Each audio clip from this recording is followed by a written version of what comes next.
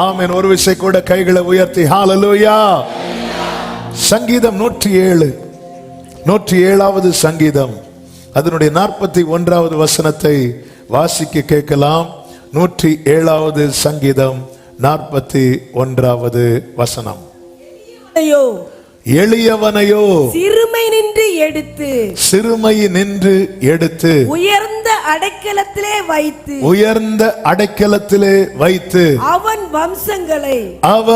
வம்சங்களை மந்தையை போல் ஆக்குகிறார். கைகளை உயர்த்தி ஹalleluya. இந்த மாதம் கர்த்தர் கிருபையாய் இந்த வார்த்தையை வாக்குத்தத்தமாய் தந்திருக்கிறார். ஒவ்வொரு மாதமும் கர்த்தர் நமக்கு வேண்டிய வார்த்தைகளை தந்து கிருபையாய் பேசி வருகிறார். கர்த்தர் வார்த்தையினால் நம்மை வாழ வைக்கிறார். எளியவனையோ என்றிருக்கிறது. அவனை எடுத்து அவனை வைத்து அவனை ஆக்குகிறார் என்று கடந்த ஞாயிற்றுக்கிழமையிலே நாம் கேட்டோம். அவனை எடுத்து ஒரு காரியம் தெளிவாய் தெரிகிறது. நீங்க வேதத்துல பாத்தீங்கன்னா, வாசிக்க வேண்டாம், நான் சொல்லி விடுகிறேன். சங்கீதம் 9:18 எளியவன் என்றைக்கும் மறக்கப்படுவது இல்லை. என்றைக்கும் மறக்கப்படுவது இல்லைன்னா அப்ப எளியவனை கர்த்தர் என்ன செய்கிறார்? எப்பொழுதுமே நினைத்து கொண்டிருக்கிறார். சங்கீதம் 109:31 சொல்லப்பட்டிருக்கிறது, ஆக்கினைக்குள்ளாக தீர்க்கிறவர்களின் நின்று எளியவனுடைய ஆத்துமாவை ரட்சிக்கும்படி அவர் அவன் வலது பாரிசத்தில் நிற்பார் என்று சொல்லப்பட்டிருக்கிறது. ஆக்கினைக்குள்ளாக தீர்க்கிறவர்களின் நின்று எளியவனுடைய ஆத்துமாவை ரட்சிக்கும்படிக்கு அவர் வலது பாரிசத்தில் நிற்பார். எடுக்கிறார், நினைக்கிறார், எடுக்கிறார், நிற்கிறார். எளியவனை அவர் குப்பையிலிருந்து எடுத்து உயர்ந்த அடைக்கலத்திலே. இந்த வசனங்கள் எல்லாம் பார்க்கும்போது ஒரு காரியம் தெளிவாய் தெரிகிறது. எளியவன் தேவனுடைய உதவியை எளிதில் பெறுவான். இன்னைக்கு தான் செய்தி. தேவனுடைய உதவிய எந்த ரெக்கமெண்டேஷனும் இல்லாம எளிதில் பெற நாம யாரா இருக்கணும் தெரியுமா? எளியவனா. ஏழை வேற, எளியவன் வேற. ஏழை என்பது என்ன? தரித்திரன், ஒன்றுமில்லாத நிலை.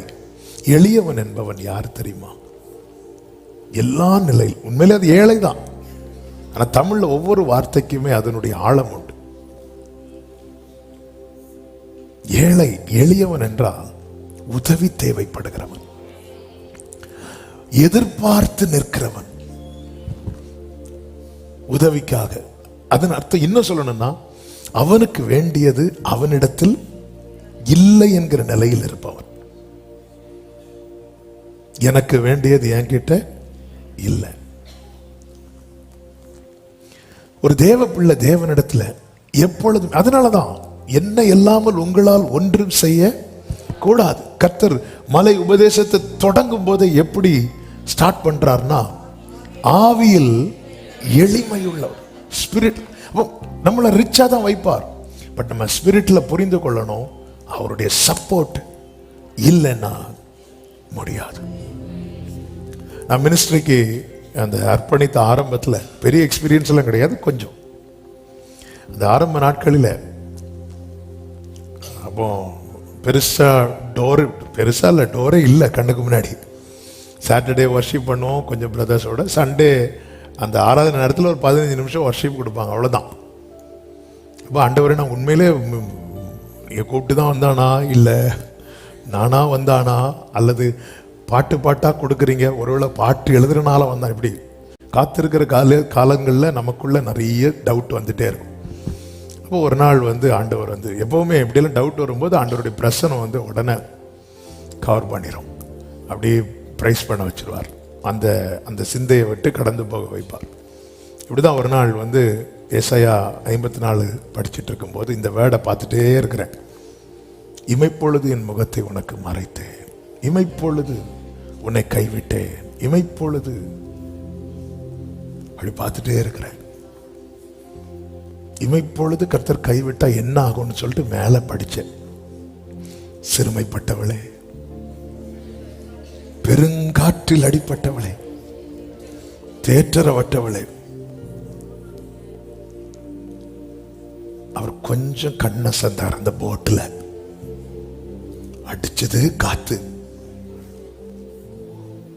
ஆண்டவர்கிட்ட சொன்னேன், இமைப்பொழுதும் முகம் மறைத்தாலும் என்னால் வாழ முடியாது, என்னால் வாழ முடியாதையா. அப்படியே பாட வச்சார். இன்னைக்கு ஆண்டவர் கிருபையினால நிறைய டோர் ஓபன் பண்றார். ஆனா நான் கர்த்தருடைய பீடத்துல இருந்து சொல்றேன், இன்னைக்கு நான் அப்பா கிட்ட இதுதான் சொல்றேன், ஆண்டவரே இன்னைக்கு ஏதாவது இருக்குன்னா நீங்க அங்கிருந்து செஞ்சிட்டு இருக்கிறீங்க. உங்க உதவி எனக்கு கிடைச்சிட்டே இருக்கு, உங்க சப்போர்ட் எனக்கு கிடைச்சிட்டே இருக்கு. இப்ப எனக்கு கிருபை இருக்கு, எனக்கு பாட முடியும், எனக்கு டோர் ஓபன் ஆகுது. இப்படி நான் நினைச்சிட்டேன்னா எனக்கு அவருடைய சப்போர்ட் வந்து ஸ்டாப் ஆயிரும்.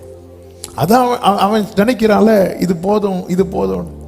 இல்ல, கிறிஸ்டியன் லைஃப் நான் அடிக்கடி சொல்லுகிற வார்த்தை, திரும்பியும் கர்த்தர் சொல்ல வைக்கிறார், அது தனித்து வாழ்கிற வாழ்க்கை அல்ல, அது சார்ந்திருக்கிற வாழ்க்கை. எனக்கு எல்லாத்துக்குமே அவருடைய சப்போர்ட், அவருடைய உதவி. அதாவது ஸ்திரீகள் வருகிறார்கள் கல்லறைக்கு,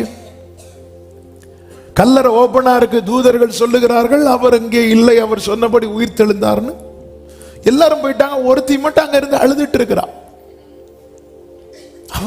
அவளுக்கு இயேசு வேணும். எளியவனுக்கு கர்த்தருடைய உதவி எளிதில் கிடைக்கும். யார் எளியவன்? எதிர்பார்த்திருக்கிறவன்.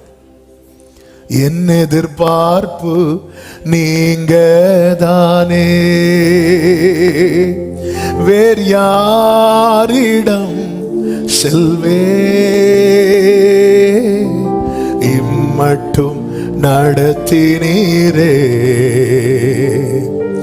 உம்மையே நம்பியுள்வேன். அப்போ இந்த நிலை நம்மில் தொடர நமக்குள்ள என்ன வந்துடக்கூடாது அப்படின்னா, இந்த மேட்டிமை வந்து விடவே கூடாது.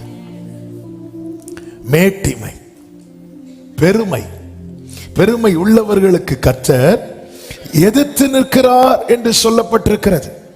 சங்கீதம் 138:6 கர்த்தர் உயர்ந்தவராயிருந்தும், நல்லா கவனிச்சீங்களா அந்த வேட? கர்த்தர் உயர்ந்தவராயிருந்தும். பொதுவா உயரத்தில் இருக்கிறவங்க கீழே இருக்கிறவங்களை ஈஸியா பார்க்க மாட்டாங்க.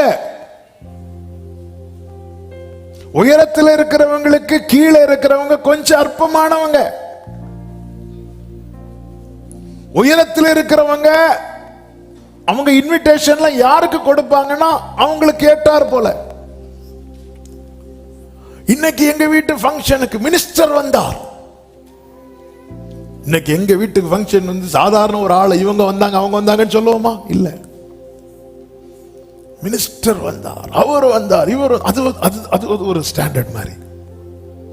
கர்த்தர் உயர்ந்தவராயிருந்தும், அப்ப அந்த இடத்துல எதை உடைக்கிறார்னா அந்த மேட்டிமை அவர் காட்டி தரார். இங்க பாரு, நான் என்ன பாரு அப்படிங்கிறார், என்ன பாரு. உயர்ந்தவராயிருந்தும், அப்ப அவர் அந்த ஸ்டாண்டர்ட்ல பார்த்திருக்கணும். அவர் அந்த ஸ்டாண்டர்ட்ல பார்த்தா நம்ம எல்லாம் தெரியும். அதாவது பெரிய டாரஸ் லாரி போகுது, ஃப்ரண்ட்ல ஒரு 800 மாருதி கார் போகுது. அந்த லாரி டிரைவர் இப்படி பார்த்துட்டு இருந்தா கீழே இருந்து ஹார்ன் அடிச்சாலும் அவர் இப்படி பார்க்கணும், இப்படி பார்க்கணும்.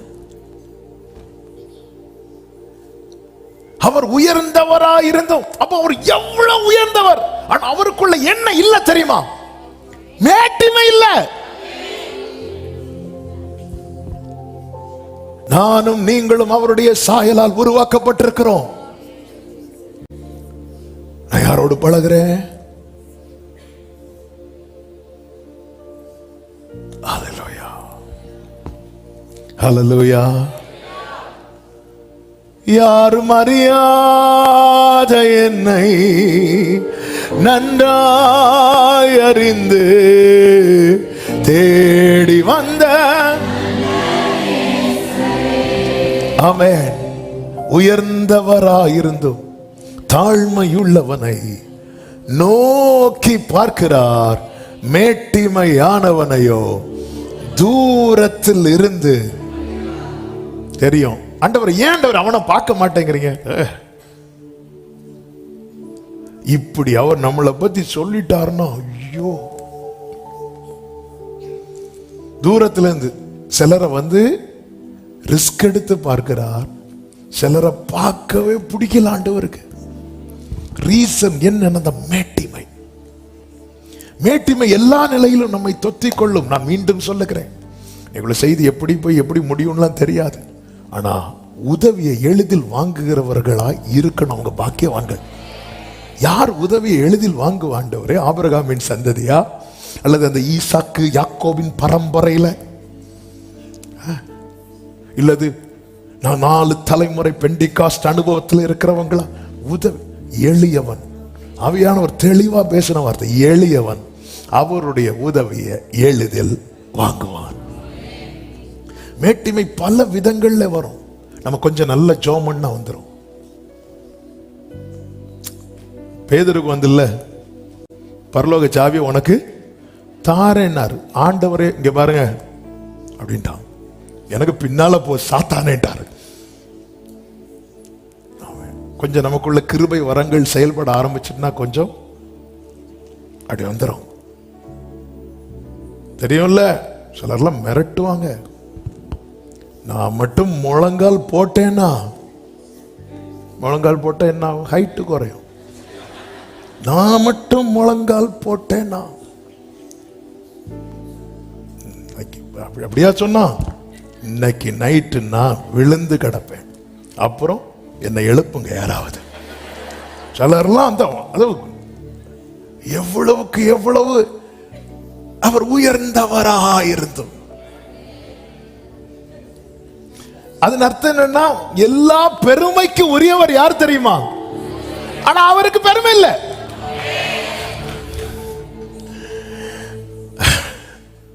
எல்லா பெருமைக்கும் உரியவர்கிட்ட என்ன இல்லை? ஆனா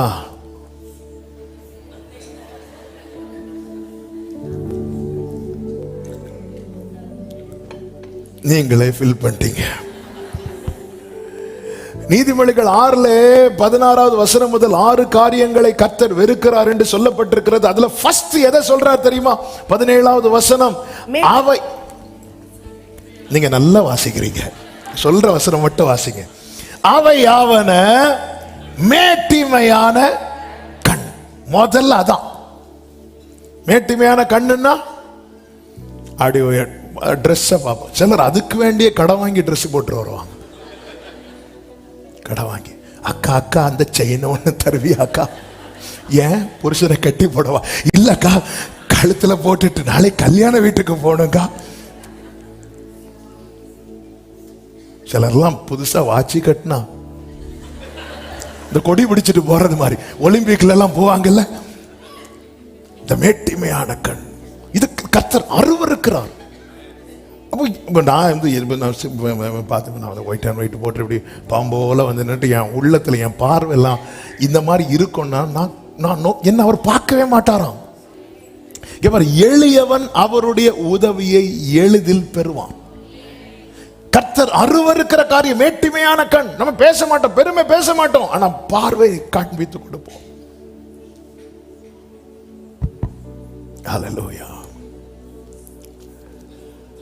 அதாவது நம்ம சாட்சி வந்து மற்றவங்க வந்து ஹான்னு கேட்கணும், ஆனா அவங்க சாட்சியை நம்ம கேட்கணும் இல்ல. சிலர் சொல்லுவோம், இப்படி கர்த்தர் எனக்கு செய்வார். இதெல்லாம் என்ன கர்த்தர் எங்களுக்கு செய்தார் பாருங்க. அதுல வந்து நல்ல விஷயம் ஒரு சொல்றதுல, ஆனா கர்த்தருக்கு சோதனை. கர்த்தர் எனக்கு ஒரு பைக் வாங்க கிருபை செய்தார். எங்க வீட்டுல பைக் விட இடம் இல்ல. கர்த்தருக்கு ஸ்தோத்திரம். ஆமென். இந்த பெருமை, இந்த சனகரிப்பு பாத்தீங்கன்னா ஏசாயா 37 அவன் ஒவ்வொரு ஏரியாவையா ஜெயிச்சுட்டு வரான், ஒவ்வொரு ஏரியாவையா ஜெயிச்சுட்டு வரான்.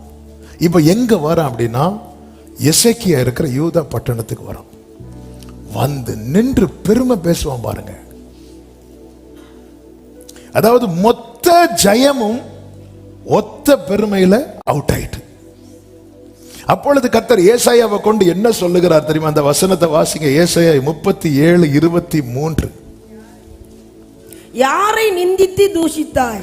யாரை நிந்தித்து தூஷித்தாய்? யாருக்கு விரோதமாய் உன் சத்தத்தை உயர்த்தினாய்? இஸ்ரவேலின் பரிசுத்தருக்கு விரோதமாய் அல்லவோ உன் கண்களை மேட்டிமையாய் ஏறெடுத்தாய்.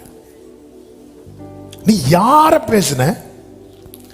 யாருக்கு விரோதமாய் தூஷித்த? நமக்கு தெரியும். ஒரு தூதனை தான் அனுப்பினார், ஒரு தூதனை தான் அனுப்பினார். 24வது வசனத்தில் என்ன சொல்லப்பட்டிருக்கிறது? உன் ஊழியக்காரரை கொண்டு. இல்ல, 22வது வசனம். சீயோன் குமாரத்தியாக கன்னியாஸ்திரி உன்னை இகழ்ந்து உன்னை பரியாசம் பண்ணுகிறாள். நீ பெருமை பேசினல்ல, நீ மேட்டிமையாய் கண்களை ஏறெடுத்து பார்த்தல்ல, இன்னொருத்தங்க பார்த்து சிரிக்கிற மாதிரி ஒன்னு நான் கீழே தள்ளுறேன்னு சொல்லிட்டு கர்த்தர் சொல்லி என்ன செய்தார்னா ஒரு தூதன் அனுப்பினார். அதுதான் சொல்லுகிற கொஞ்சம் கொஞ்சமா கொஞ்சம் கொஞ்சமா கொஞ்சம் கொஞ்சமா சேர்த்து வச்ச மொத்த ஜெயமும் மொத்த விக்டரி மொத்த அந்த சம்பதி எல்லாமே ஒரு தூதன் அனுப்பி க்ளோஸ் பண்ணிட்டார். ஏன்னா அந்த அளவுக்கு தேவனுக்கு எது மேல வெறுப்பு தெரியுமா? இந்த மேட்டிமை. தீருவின் அதிபதி என்று எசேக்கியேல் 28 இது தள்ளப்பட்டவனை குறித்து சொல்லப்பட்ட வார்த்தை. சிங்காசனத்துக்கு முன்பாக இருந்து தள்ளப்பட்ட லூசிபர். இங்க எல்லாம் அடையாளமாக இங்க இந்த வார்த்தைகள் கொடுக்கப்பட்டிருக்கிறது. வார்த்தைகளை மட்டும் சொல்ல விரும்புகிறேன். 2வது வசனத்தில் நீங்க பாத்தீங்கன்னா, நீ தீருவின் அதிபதியை நோக்கி கர்த்தராகிய ஆண்டவர் உரைக்கிறது என்னவென்றால், உன் இருதயம் மேட்டிமை கொண்டு நான் தேவன், நான் சமுத்திரத்தின் நடுவே தேவாசனத்தில் இருக்கிறேன் என்று நீ சொல்லி உன் இருதயத்தை தேவனின் இருதயத்தை போல் ஆக்கினாலும் நீ மனுஷனே அல்லாமல். கர்த்தர் உயர்த்தி ஆசீர்வதித்தார், அதை பார்க்கல. 5வது வசனத்துல உன் இருதயம் உன் செல்வத்தினால் மேட்டிமையாயிற்று. 17வது வசனத்துல உன் அழகினால் உன் இருதயம் மேட்டிமையாயிற்று. அதனால நீயே என்ன சொல்லிட்டேன்னா நான் தேவன் அப்படின்ட்ட.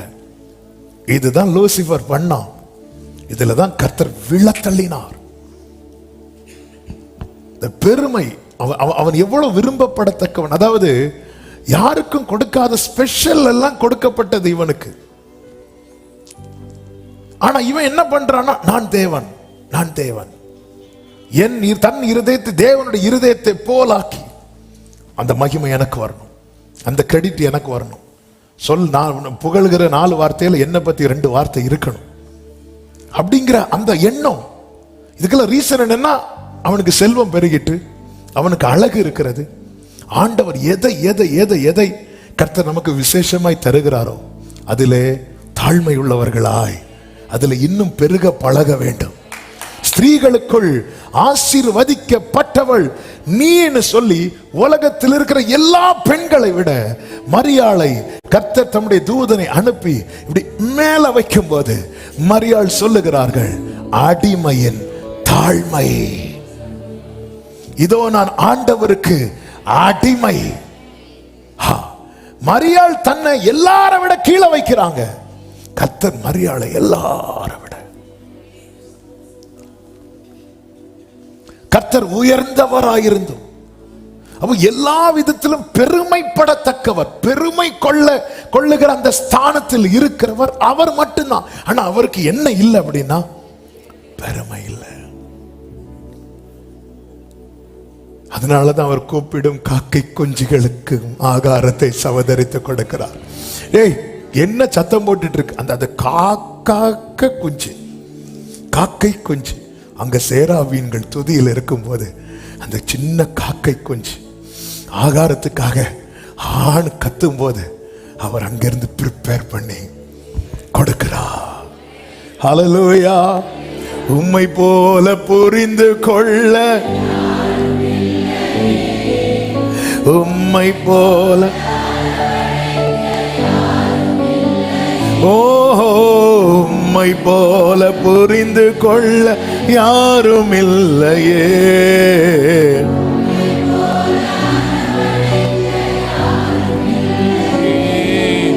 நீர் போதும் என் வாழ்விலே ஏசையா. அசீரியனை குறித்தும் கர்த்தர் இதே சொல்லுகிறார், கேளுங்கள். 31 எசேக்கியேல் 31 இதோ 3வது வசனத்தில், இதோ அசீரியன் லீபனோனிலே அலங்கார கொப்புகளோடும் நிழலிடும் தலைகளோடும் வளர்ந்தோங்கிய கேதுரு விருட்சமாய் இருந்தான். அதன் கிளைகளின் தலைகளுக்குள்ளே அதன் நுனி கொழுந்து உயர்ந்திருந்தது. அடுத்த வசனத்தை கவனிங்க. அவன் இப்படி வளர்றதுக்கு காரணம் என்ன அப்படின்னா, தண்ணீர்கள் அதை பெரிதும் ஆழம் அதை உயர்த்தியும் ஆக்கின. அதன் ஆறுகள் அதன் அடிமரத்தை சுற்றிலும் ஓடின. தன் நீர்க்கால்களை வெளியின் விருட்சங்களுக்கெல்லாம் பாய விட்டது. ஆகையால் வெளியின் சகல விருட்சங்களிலும் அது மிகவும் உயர்ந்தது. அது இப்படி வளர்றதுக்கு காரணம் என்ன? தண்ணீர்கள். தண்ணீரால வளர்ந்துச்சு. அது எங்கேயோ நாட்டப்பட்டிருக்கலாம், ஆனால் ஆழம் உள்ள இடத்துல, தண்ணீர் உள்ள இடத்துல, ஆழம் உள்ள இடம்னா வேற அதிகமா போகலாம். நல்ல செழிப்பான தண்ணீர் உள்ள இடத்துல சுற்றிலும் ஆறுகள். இன்னும் சொல்லணும்னா தண்ணீர் பஞ்சமே காணாத இல்லாத ஒரு நிலையில நாட்டப்பட்ட விருட்சம் எப்படி வளருமோ அப்படி கர்த்தர் அசீரியனை வளர விடுகிறார். தண்ணீரினால், தண்ணீர்கள் அதை பெரிதும் அப்படிதான் இருக்கு உயர்த்தியும் ஆக்கின. அது உயர்ந்தது. 9வது வசனம், தேவனுடைய வனமாகிய ஏதேனின் விருட்சங்கள் எல்லாம் அதன் பேரில் பொறாமை கொண்டன. இதுவும் அவனை தள்ளப்பட்டவனை குறித்து சொல்லப்பட்டதுதான். அப்படி லூசிபரை கர்த்தர் எப்படி வச்சிருந்தார் பாருங்க, எவ்வளவு மேன்மையா வச்சிருந்தார் பாருங்க. எல்லா, அதாவது மற்ற தூதர்கள் இவனை பார்த்து பொறாமைப்படுகிற அளவுக்கு உயர்த்தி வைத்திருந்தார். ஏதேனில் உள்ள விருட்சங்கள் என்று சொல்லும் போது அது அவர் உலாவுகிற இடம் அல்லவா. ஆனால் 10வது வசனத்தை வாசியுங்கள். ஆகையால் கர்த்தராகிய ஆண்டவர் சொல்லுகிறது என்னவென்றால், அது தன் வளர்த்தியிலே மேட்டிமையானது. வளர்ந்துட்டோம். எப்படி வளர்ந்தோம்? யாரால வளர்ந்தோம்? எதனால வளர்ந்தோம்? இத நம்ம என்னைக்கு மறக்கிறோமோ அந்த இடத்துல நம்மளை எது பிடிக்கும் தெரியுமா? நான் வளர்ந்தேன், நான் வளர்ந்தேன். வளர்த்தியில மேட்டிமையானது. கர்த்தர் என்ன செய்தார் தெரியுமா? 11வது வசனத்துல, நான் அதை ஜாதிகளில் மகா வல்லமை உள்ளவன் கையிலே ஒன்றை புரிந்து கொள்ளுங்கள்.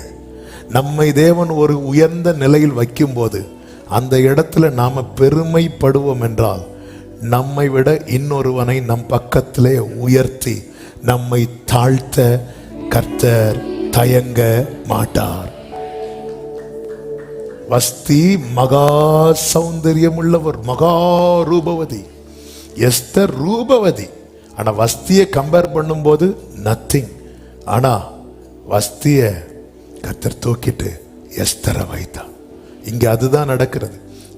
ஏதேனும் உள்ள எல்லா விருட்சத்தை விட உயர்ந்தது. ஆனா தன் வளர்த்தியிலே மேட்டிமையாக கர்த்தர் நம்மை ஆசீர்வதிக்கிறது, உயர்த்துறது ஆண்டவருக்கு மேட்டரே கிடையாது. ஒரே இரவுல ஆரோனின் கோலை துளிர்விட வைத்தவர் இன்னைக்கும் ஜீவிக்கிறார். ஆனா அந்த வளர்ச்சி, அந்த உயர்வு நமக்குள்ளே மேட்டிமையை எவ்விதத்திலும் கொண்டு வருமானால், ஆமென். இந்த வேர்டை இப்படி ஆவியானவர் எழுத வைத்தார். நான் தான் என்னை தவிர என்று எண்ணும் போது நமக்கு மேலாக ஒருவனை கர்த்தர் எழும்ப பண்ணுவார்.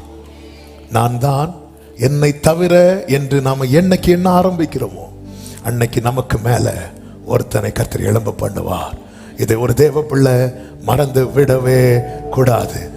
இருக்கிற ஜனங்களிலே உயரமானவன் சவுல்.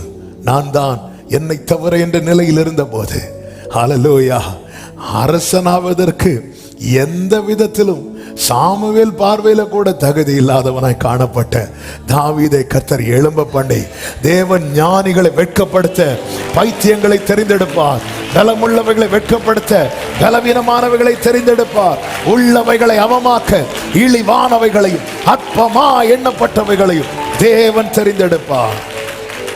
கர்த்தர் உயர்ந்தவராயிருந்தும், இந்த வார்த்தை ஆழத்துல நம்ம என்னங்க பெருமைப்படுறது? ஆண்டவர் உயர்ந்தவராயிருந்தும். என்ன அழகா இருக்கு தமிழ்ல, உயர்ந்தவராயிருந்தும்.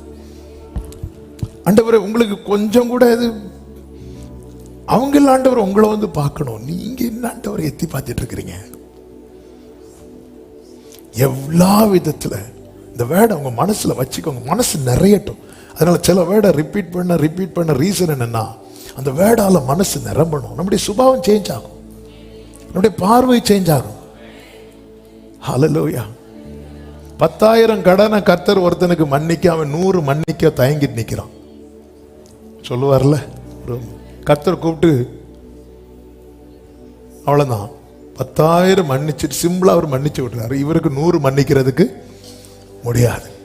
நம்ம சில காரியத்திலாம் ரொம்ப பெருமை பாராட்டுவோம் தெரியுமா? ஆண்டவர் அப்படி பார்த்தார், டேய் என்ன போட்டிருக்க? ஆண்டவர், நான் ரொம்ப காஸ்ட்லியான ட்ரெஸ் போட்டிருக்கேன். நான் உன் அருகே கடந்து வந்த போது உன் காலம் பருவ காலமா இருந்துச்சு. என் வஸ்திரத்தை நான் உன்மேல் விரித்து உன் நிர்வாணத்தை, ஆண்டவர் வெளியே சொல்லாதீங்க, உன் பிறப்பின் வர்த்தமானம் என்னவென்றால் நீ பிறந்த நாளில் அருவருக்கப்பட்ட, ஒரு கண்ணு உன் பேரில் இரக்கமா இருந்ததில்லை.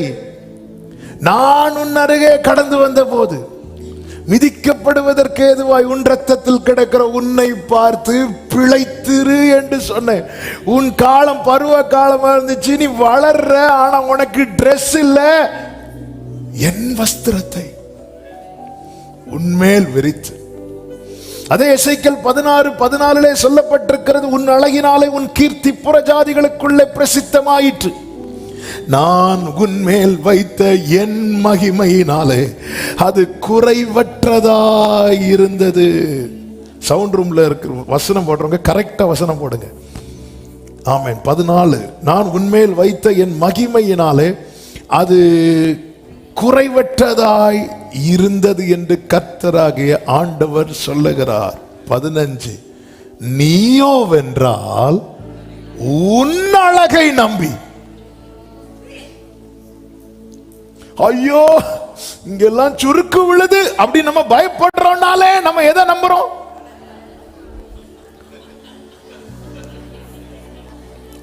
தண்ணி தட்டிட்டு அழகெல்லாம் அற்று போகும் உலக எழிலெல்லாம்.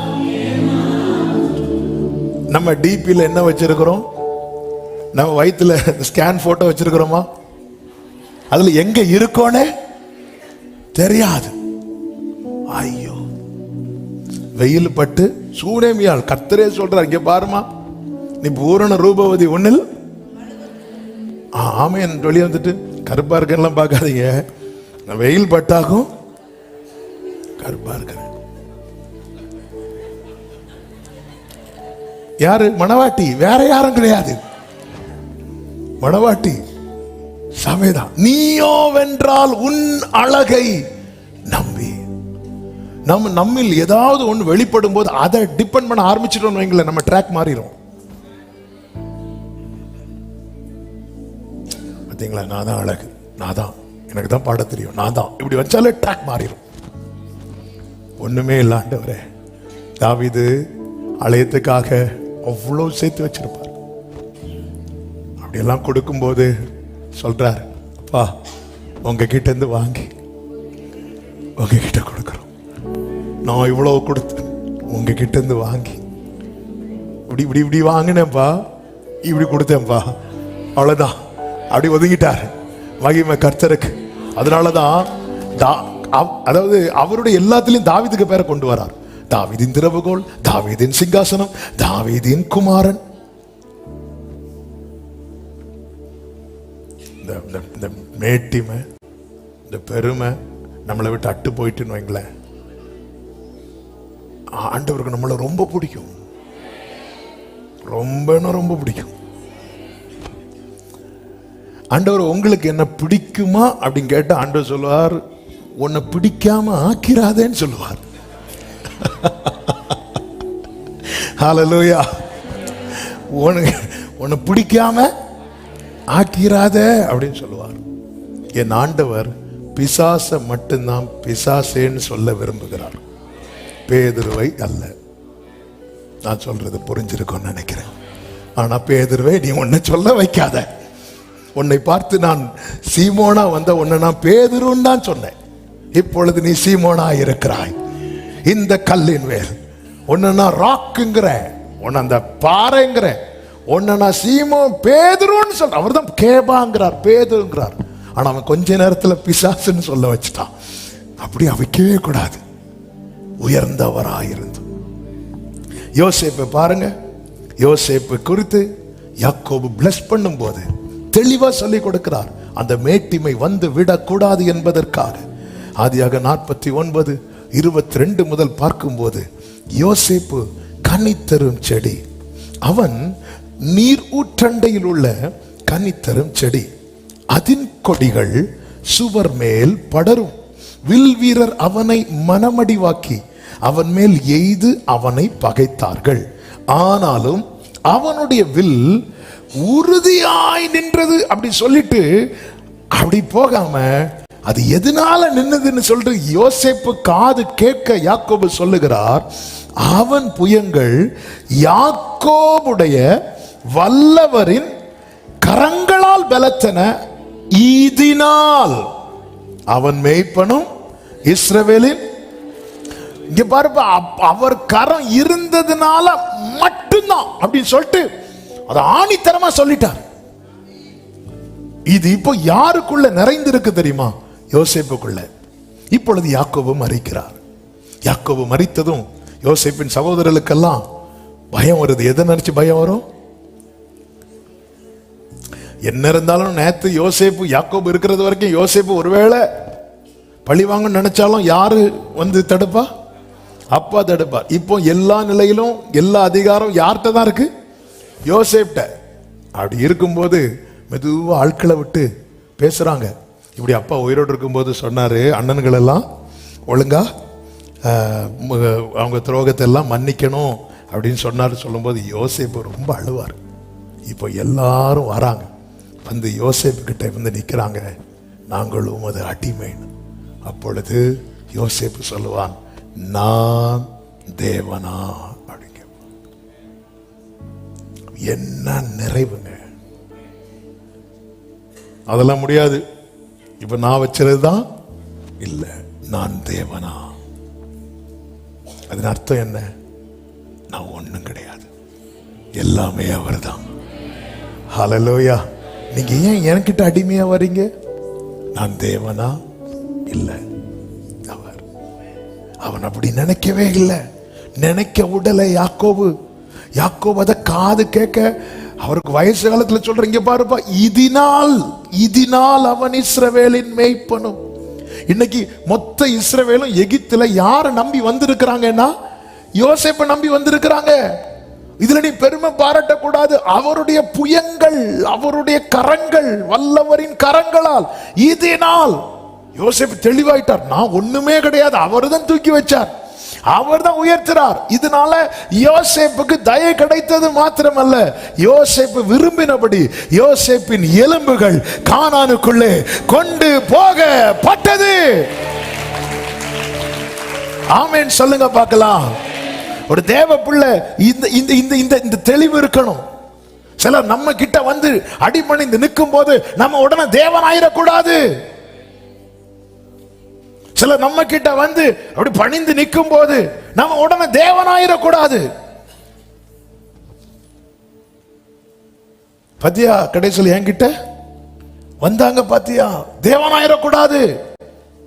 அதனாலதான் உன் சத்துரு விழும்போது நீ என்ன செய்யாத, சந்தோஷப்படாத. நீ சந்தோஷப்பட்டேன்னா உன்னை கஷ்டப்படுத்தினத மனசுல வச்சு அவர் சத்துருவுக்கு செய்யறாரு தெரியுமா, நீ சந்தோஷப்பட ஆரம்பிச்சதை அதை ஸ்டாப் பண்ணிடுவாராம். அதனாலதான் ஸ்டாப் பண்ண என்ன ஆகும், அவன் திரும்ப எழும்பி வந்து இப்படி நிறைய அடி வாங்கிட்டு வந்திருக்கிறான். அவன் விழுந்த மாதிரி தான் இருந்து பிரதர். அவன் இதோட வரமாட்டான்னு நினைச்சோம். வரமாட்டான்னு நினைச்சு என்ன பண்ணீங்க, நைட்டு வீட்டில் பிரியாணி வச்சோம். வந்தானா சாப்பிட? எஸ். சத்துரு நீ அவன் விழுந்துட்டானா எப்பாடா தொல்லை, தயவு செய்து நினைக்க அவரை ஸ்டாப் பண்ணிடுவாரு. நான் உனக்காக பழி வாங்கிட்டு இருந்தா, உனக்காக நான் யுத்தம் பண்ணிட்டு இருந்தா, நீ இங்க இருந்து கிருமி வேலையா காட்டிட்டு இருக்கிற, நீயே பண்ணு. ஹல்லேலூயா.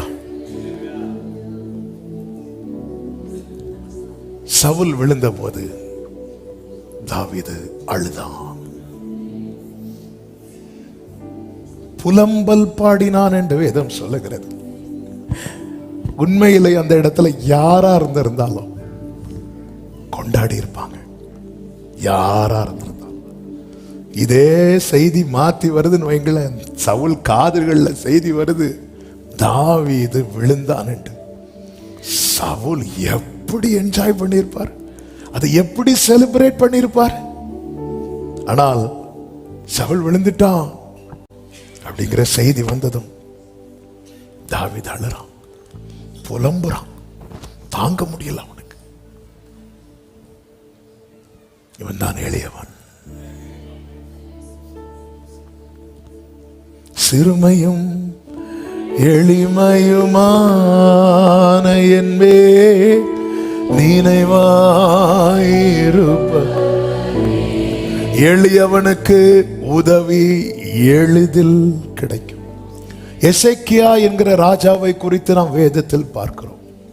அந்த எசேக்கியா வியாதிப்பட்ட போது 2 நாளாகமம் 32வது அதிகாரம் 24, 25 வசனங்களிலே அவன் மரணத்துக்கு ஏதுவான வியாதியா இருந்தான். அப்பொழுது அவன் கர்த்தரை நோக்கி விண்ணப்பம் பண்ணுகிறான், ஜெபம் பண்ணுகிறான்.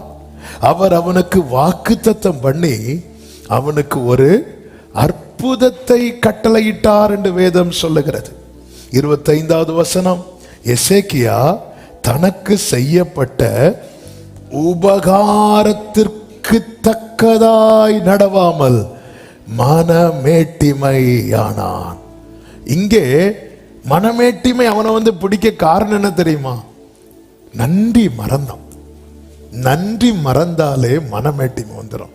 அவன் எதெல்லாம் மறந்தான் தெரியுமா, மரண விளிம்பில் இருந்ததை மறந்தான், சுவர்புறமா திரும்பி அழுததை மறந்தான். இன்னைக்கு நம்ம வாகனத்தில் ஒரு சகோதரர், நம்ம சபையில் உள்ள சகோதரர் ஒரு நாள் சொன்னாரு, நான் சர்ச்சுக்கு வீட்டில இருந்து நடந்து வருவேன், நடந்து வரும்போதெல்லாம் நான் அழுதுட்டே வருவேன், எனக்கு ஒரு சைக்கிள் கூட இல்லையே அப்படி சொல்லிட்டு அழுது அழுது வருவேன். ஆனா இப்போ என்ன, எனக்கு அதுக்கப்புறம் கர்த்தர் சைக்கிள் கொடுத்தார், எனக்கு பைக் கொடுத்தார், எனக்கு காரும் கொடுத்தார்னு சொல்லி அவர் கார் வாங்கிட்டு வரும்போது அவர் எதை நினைச்சார் தெரியுமா, அவர் வீட்டில் இருந்து சர்ச்சு வர அப்படி அழுதுட்டே நடந்து வந்தார்ல, அதை நினைத்தார். அதை நினைச்சு சொல்லும் போது மீண்டும் அவருக்கு கண்ணில் கண்ணீர் வருது. இந்த சுவர்புறமா திரும்பி அழுததை எசேக்கியாவை நீ மறந்துட்டியே. கன்னியாகுமரி பக்கத்தில் வழுக்கம்பாறை அப்படிங்கிற ஒரு இடம், அந்த இடத்துல 3 years பேக் 2022 நினைக்கிறேன், 22 ஒரு மீட்டிங்க்கு நான் போகிறேன். அந்த ஒரு சண்டே ஈவினிங் அப்படி போயிட்டுருக்கேன். எல்லா இடத்துக்கும் ஸ்பீடாக ஒவ்வொரு போகிற மாதிரி இங்கேயும் போயிட்டுருக்குறோம். கரெக்டாக அந்த வழுக்கம்பாறை அந்த ஊருக்குள்ள கார் அப்படி என்ட்ராகுது. என்னுடைய கார், நான் ஃப்ரெண்டில் உட்காந்துருக்கிறேன், என் கூட ஒரு பிரதர் ஓட்டிகிட்டு வராங்க. அப்படி என்ட்ராகும்போது என் கண்ணுக்கு முன்னாடி அப்படி ஒரு காட்சி வந்து அப்படி ஃப்ளாஷ் ஆகிட்டு போகுது. என்ன காட்சின்னா, அந்த தெருவில் எங்கள் அப்பா நடந்து போகிறது, எங்கள் அப்பா சைக்கிள் மிதிச்சிட்டு போனது. எங்கேருந்து? இங்கேருந்து அந்த ஊருக்கு ஒரு 15-20 கிலோமீட்டர் இருக்கும். சைக்கிளில் போவாங்க, சண்டே முடிச்சுட்டு மதியம் ஊழியம் செய்ய போவாங்க. அப்படி கண்ணுக்கு முன்னாடி அப்படி ஒரு காட்சி மாதிரி அப்படியே காட்டி தராங்க. அப்படியே கண்ணுல இருந்து கண்ணீரா. ஆண்டவர் சொன்னார், இதே இடத்துல உங்க அப்பா அவ்வளோ பிரயாசப்பட்ட இடத்துல தான் உன்னை நான் கார்ல கொண்டு போயிட்டு இருக்கிறேன்.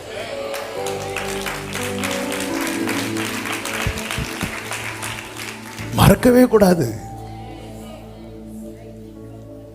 மறக்கவே கூடாது. இவன் மறந்தான். இன்னைக்கு நம்ம உயிரோடு இருக்கிறது காரணம் என்ன? அன்னைக்கு அழுதும், செத்துருவோன்னு அழுதும். ஐயோ செத்துருவேனான்னு அழுதேன். மரண விளிம்பில் இருந்தது. கர்த்தர் மனம் இறங்கினது மறந்தான். நான் உன் விண்ணப்பத்தை கேட்டேன், உன் கண்ணீரை சும்மாவா சொன்னார். ஏசாயாவை கூப்பிட்டு சில செய்திய, ஏசாயா இன்னொரு ட்ராக்ல போனவன்பா. ஏசாயா அவன் வழியா போனவன். ஆனா ஏசேக்கியாவே உனக்காக அவனை உன் பக்கம் திருப்பி விட்டதை நீ மறந்துட்ட. ஏசாயாவை அவன் வழியில போகும்போது அவனை கூப்பிட்டு போ. ஏதோ ட்ராக்ல போயிட்டு இருந்தவனை வார்த்தையை வச்சு ஒன் ட்ராக்ல கொண்டு வந்தத நீ மறந்துட்ட. உபகாரங்களுக்கு தக்கதாய். அது மாத்திரமல்ல, தாவீது நிமித்தம் ஆதரவுங்கிறத நீ மறந்துட்டிய. கர்த்தர் அப்படித்தானே சொல்லுவார், என் தாசனாகிய தாவீது நிமித்தம். அப்போ நீ எப்படி மேன்மை பாராட்டலாம்? நீ எப்படி பெருமை பாராட்டலாம்? இன்னைக்கு நமக்கு பரலோக ஆசீர்வாதம் கிடைக்கிறதுக்கு காரணம் என்ன? அந்த தாவீதின் வேறும் குமாரனுமா இருக்கிற இயேசுவின் நிமித்தமாய் அல்லவா? நாம என்னங்க பெருமை பாராட்டுறதுக்கு? ஹல்லேலூயா. அவர்தான் இதெல்லாம் மறந்து உனக்கு ஆயுளை நீட்டினது. கொஞ்சம் யோசித்து பாரு. நான் கொஞ்சம் கண்ணடைத்திருந்தா இன்னைக்கு நீ மரித்து எத்தனை நாள் ஆயிருக்கும்?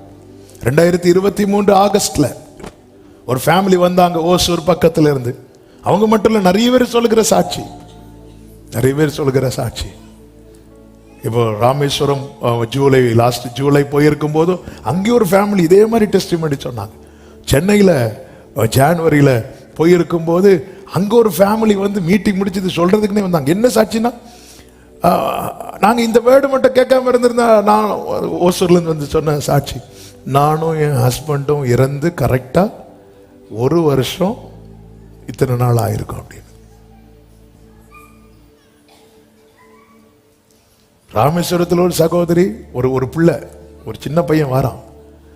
அங்கிள் எங்க அம்மா உங்ககிட்ட பேசணுமா அப்படின்னு. வர சொல்லு. அவங்க வந்தாங்க, அழுதுட்டே வந்தாங்க. 2022 மட்டும் கர்த்தர் இப்படி ஒரு வார்த்தையை தராம இருந்திருந்தா நான் இறந்து 2 வருஷம் ஆயிருக்கும் அப்படின்னா. பிரியமானவர்களே, அந்த நம்ம அந்த சிறுமைப்பட்ட நேரத்தில் நம்முடைய கதறல், நம்முடைய வேண்டுதல், நம்முடைய கெஞ்சல், அந்த டைம்ல கர்த்தர் நமக்கு இறங்கி செய்ததை வளர்ந்ததும் மறந்துடக்கூடாது. உபகாரங்களுக்கு தக்கதாய் நடவும்.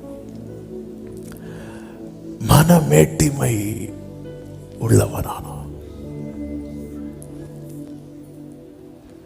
எளியவனாயிருங்கள். ஃபாதர் அழகா பாடியிருக்கிறாங்கல்ல, பெருமை என்ற வலையில் விழாதே, அது வறுமையை கொண்டு வந்துடும். ஒண்ணுமே இல்லப்பா. நீங்க ஆண்டவரை பாருங்க. கர்த்தரினோ எல்லா விதத்திலும், அதாவது இயேசுவை பார்த்து ஒருத்தர் சொல்லுகிறான், நல்ல போதகரே,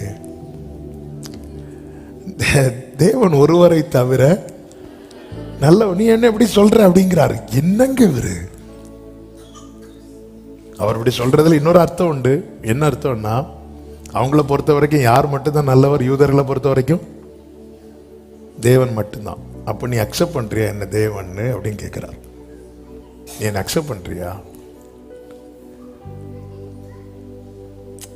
எல்லா விதத்திலும் இந்த வேர்டை நான் திரும்ப திரும்ப சொல்ல காரணம் என்னவென்றால், நாம் அவருடைய சாயலால் சிருஷ்டிக்கப்பட்டிருக்கிறோம், மறுபடியும் ஜனிப்பிக்கப்பட்டிருக்கிறோம், புது சிருஷ்டியாக்கப்பட்டிருக்கிறோம், அவருடைய சாயலிலே இணைக்கப்பட்டிருக்கிறோம். எல்லா விதத்திலும் பெருமைப்பட வேண்டியவருக்குள்ள என்ன இல்ல? பெருமை இல்ல, மேட்டிமை இல்ல. அதனாலதான் இந்த எளிய தேவன் பழகுனது யாரோடு பாருங்க, மரத்துல ஒளிச்சிருந்தான் தெரியுமா? ஒளிச்சில்ல, மரத்துல ஏறி பார்க்கணும்னு வெக்கத்தை விட்டுட்டு இருந்தான் தெரியுமா? அவன் வீட்டுக்கு போறார்.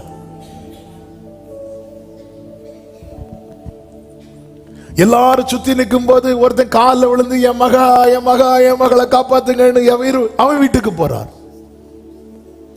இந்த வெக்கத்தை விட்டு ஆண்டவர்கிட்ட இருக்கிறாங்க தெரியுமாங்க, அவங்கள ஆண்டவருக்கு ரொம்ப பிடிக்கும். அப்படி ஒரு நபர் தான் ஆபிரகாம். அதை நான் சொல்லி ஜெபிக்க விரும்புகிறேன். ஆதியாகமம் 18வது அதிகாரத்தை எடுத்துக் கொள்ளுங்கள்.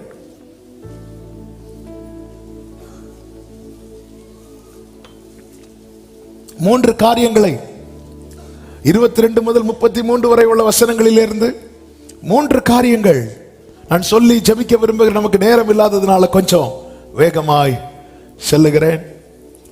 அவன் எப்படி தேவனுடைய உதவி அவன் எளிதில் வாங்கினான் என்றால் அவனில் அந்த எளிமை வெளிப்பட்டது. நீங்க பார்த்தீங்கன்னா தெரியும், ஆதியாகமம் 18வது அதிகாரத்தின் 22வது வசனத்திலே சொல்லப்பட்டிருக்கிறது, அப்பொழுது அந்த புருஷர் அவ்விடம் விட்டு சோதோமை நோக்கி போனார்கள். ஆபிரகாமோ ஆபிரகாமோ பின்னும் கர்த்தருக்கு முன்பாக நின்று கொண்டு இருந்தான் என்று சொல்லப்பட்டிருக்கிறது. இன்னும் நிக்கிறான். என்ன ஆபிரகாமே, உங்களுக்கு கொஞ்சம் கூட இதே இல்லையா, மேனஸ் இல்லையா? நீங்க எதுக்கு புறப்பட்டு போனீங்க? எதுக்கு புறப்பட்டு போனார் ஆபிரகாம்? 16வது வசனத்துல, அந்த புருஷர் எழுந்து அவ்விடம் விட்டு சோதோமை நோக்கி போனார்கள், ஆபிரகாமும் அவர்களுடனே கூட போய் வழி அனுப்ப போனான். வழி அனுப்ப போறவன் திரும்பி போய் நிக்கிறான். இல்ல, அவங்க என்கிட்ட கேட்டா நான் சொல்லுவேன், அங்க இந்த பிரஸ்டீஜ் எல்லாம் பார்க்கல. இன்னும் இந்த வேடனை எப்படி சொல்ல விரும்புகிறேன், கர்த்தரை விட்டு விட மனமில்லை. உண்மையில இங்க விடணும் ஆபிரகாம். நீங்க கவனிச்சீங்கன்னா ஆபிரகாம் என்ன சொல்லி உட்கார வைப்பார் தெரியுமா? என்ன சொல்லி உட்கார வைப்பார்? 3வது வசனத்தை வாசியுங்கள். ஆண்டவரே, உம்முடைய கண்களில் எனக்கு கிருபை கிடைத்ததானால் நீர் உமது அடியேனை விட்டு கடந்து நீங்க என்ன விட்டு போயிடாதீங்க. அடுத்த வசனங்கள்ல சொல்லப்பட்டிருக்கிறது, கொஞ்சம் தண்ணீர் கொண்டு வரேன், கால்களை கழுவி சாய்ந்து கொண்டிருங்கள், உங்கள் இருதயத்தை திடப்படுத்த கொஞ்சம் அப்பம் கொண்டு வருகிறேன், அப்புறம் நீங்கள் உங்கள் வழியே போகலாம். இதற்காகவே அடியேனிடம் வரைக்கும் அவர் சொல்றாரு, நீங்க போயிடாதீங்க, நீங்க கொஞ்ச நேரம் உட்கார்ந்துக்கோங்க, நான் ஏதாவது ப்ரிப்பேர் பண்ணி தரேன், சாப்பிட்டுட்டு நீங்க என்ன பண்ணலாம், போகலாம். அதே மாதிரி உட்கார்ந்தாரா ஆண்டவர்? உட்கார்ந்தார். இவர் ப்ரிப்பேர் பண்ணி கொண்டு வந்தாரா? கொடுத்தாச்சா? சாப்பிட்டாச்சா? அப்ப என்ன பண்ணிருக்கணும்? விட்டு இருக்கணுமா வேண்டாமா? விடதான் போனான். சிலர் 1 நிமிஷம்னு சொல்லி பேசி 1 மணிக்கு எழுப்பாங்க. விடதான் போனான். போன இடத்துல எப்படி இருக்கிறான்? விடாம. எங்க போன ஆபிரகாமே? விட போனேன். இப்ப என்ன பண்ற? விடாம. ஆபிரகாமே, நீ என்ன விடதான வந்திருக்க? ஆமா, இப்போ விட மாட்டேன். உன வெக்கமே இல்லையா? 99 வயசாச்சு, எனக்கு விட மனசு இல்லை. இவன் தான் எளியவன். ஹல்லேலூயா. எனக்கு விட மனசு இல்லை. அப்படி நிக்கிறான். ஆபிரகாமே, உற்பவ கால திட்டத்துல உனக்கு ஒரு குமாரனை தருவேன்னு சொல்லிட்டேன், விடு. இப்படி நின்னா பேர பிள்ளவர் இப்படிதான் நிப்பான். இதே மாதிரி ஒருத்தன் விடாம விடுத்தான். யாரு? யாக்கோபு. அது இன்னும் கொஞ்சம் கூட ஆழமா இருக்கும் பாருங்க. கர்த்தர் அவனை காயப்படுத்தினார். ஆதியாகமம் 32:25 கர்த்தர் அவனுடைய தொடைச்சந்தை தொட்டார், அதனால் யாக்கோபுடைய தொடைச்சந்து சுளுக்கிற்று. அதை நான் எப்படி சொல்லுகிறேன்? காயப்படுத்தினார். அப்படியாவது இவன் என்ன விடுவான். ஆனால் யாக்கோபோ, நான் போக விட மாட்டேன். அதாவது எளியவன் யார் தெரியுமாங்க? அவரால் காயம் ஏற்பட்டாலும் அவரை விடாம பிடிச்சிருக்கிறான் தெரியுமா? அவன் தான் எளியவன். அவரால் எனக்கு கஷ்டம் வந்தாலும், அவரால் எனக்கு நஷ்டம் வந்தாலும், அவரால் எனக்கு வேதனை வந்தாலும், அவரால் எனக்கு துன்பம் வந்தாலும், அவரால் எனக்கு கண்ணீர் வந்தாலும், ஹல்லேலூயா, அவன்தான் பின்னும் ஆபிரகாம். இதுதாங்க ஆண்டவர் நம்ம கிட்ட எதிர்பார்க்கிறார். இதுதான் எதிர்பார்க்கிறார். எல்லாம் இழந்ததுக்கு அப்புறம் யோபு, எனக்கு வேண்டிய ஆகாரத்தை விடவும் நீங்க பேசின அந்த ஒரு வார்த்தையை நான் பிடிச்சு வச்சிட்டு இருக்கிறேன். இதுதான் கர்த்தர் எதிர்பார்க்கிறார். நான் இவ்வளவு ஒரு 2 மாசம் சர்ச்சுக்கு போனேன், ஜெபம் பண்ண, எனக்கு ஒண்ணும் கிடைக்கல, ஜெபம் வேண்டாம், ஒண்ணும் வேண்டாம், ஒண்ணும் கிடைக்காமல இவ்வளவு மேட்டிமையா இருக்கிறோமே. கிடைச்சா பிரதருக்கு சிரிப்பு தாங்க முடியல. அவர் யோசித்து பார்த்துட்டார், சிலருக்கெல்லாம் கிடைச்சா, கிடைக்காமலே எவ்வளவு சீன் காட்டுறோம் ஆண்டவர்கிட்ட. கொஞ்சம் கிடைக்கிற மாதிரி ஒரு அப்படி கிளைமேட் சேஞ்ச் ஆகும். அப்ப அதுவரை இப்படி பார்த்த பைபிள், அதுக்கப்புறம் ஆண்டவர் உனக்கு கிடைக்கும் வா. ஏங்க, ஒருத்தனை காயப்படுத்துறார் கர்த்தர், விடுன்னு சொல்லி காயப்படுத்துறார், விட மாட்டேன்னு பிடிக்கிறான். அவனை தான் வேணும் ஆண்டவருக்கு. அங்கே அவனை ஆசீர்வதித்தார். இந்த வசனத்தை இன்னைக்கு காலையில் ஆண்டவர் எழுப்பி விட்டு மெடிடேட் பண்ண வச்சார். பல முறை பேசுகிற இதை படிக்கும் போது ஆண்டவர் ஏசாயா 30வது வசனத்தை, 30வது அதிகாரத்தில் நாம் நன்றாய் தெரிந்து பழகின ஒரு வசனம் உண்டல்லவா, 20வது வசனம். ஆண்டவர் உங்களுக்கு துன்பத்தின் அப்பத்தையும் உபத்திரவத்தின் தண்ணீரையும் கொடுத்தாலும் உன் போதகர்கள் இனி ஒருபோதும், போதகர்கள் என்ற வார்த்தைகள், போதகர் டீச் பண்ணுகிறவர். சரியான ஒரு மொழிபெயர்ப்பில் இப்படி இருக்கிறது, yet your teacher will not hide himself anymore, but your eyes shall see your teacher. உன்னை டீச் பண்றவர. அப்போ இந்த வார்த்தை ஆண்டவர் ஏன்பா, இன்னைக்கு அதான் கேட்டேன், ஏன்பா உங்களை விடணும்னு அவனை அடிக்கிறீங்களேப்பா, அவன் உங்களை விடணும்னு அடிக்கிறீங்களேப்பா, இதான் என் கேள்வி. ஜீசஸ் ஆண்டவர் இந்த வசனத்தை சொன்னார், உன் கண்கள், your eyes will see your teacher. உன்னை ஒரு நாள் நீ வலதுபுறம் இடதுபுறம் சாயும் போது, இதுதான் வழி, இதுதான்ப்பா, இப்படிதான்ப்பா நடக்கணும் அப்படி சொல்றவரை உன் கண்ணு பார்க்கணுங்கிறதுக்காக இந்த துன்பத்தின் அப்பமும் இந்த உபத்திரவத்தின் தண்ணீரையும். Who is your teacher? உன் டீச்சர் யார்? ஆமென். நாம் பலவித போதனையினால அலைவுபடவே கூடாது. அநேகருக்கு இந்த துன்பத்தின் அப்பம் உபத்திரவத்தின் தண்ணீர் வந்ததும் டாக்டரினை மாத்திட்டு ஓடிடுறாங்க. ஐயோ, இது கடினமான உபதேசம், யார் நிப்பா?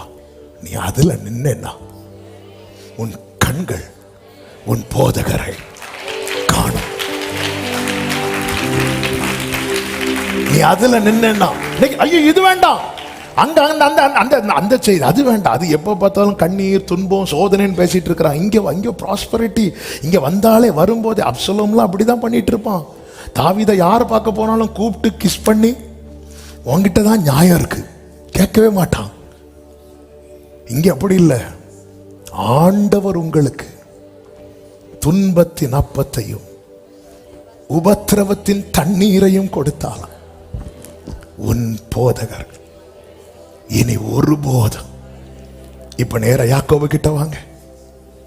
கர்த்தர் யாக்கோபை காயப்படுத்துறான், அவன் விட மாட்டேங்கிறான். இப்போ வேதம் என்ன சொல்லுகிறது? ஆதியாகமம் 32:30 நான் தேவனை முகமுகமாய் கண்டேன், உயிர் தப்பி பிழைத்தேன்.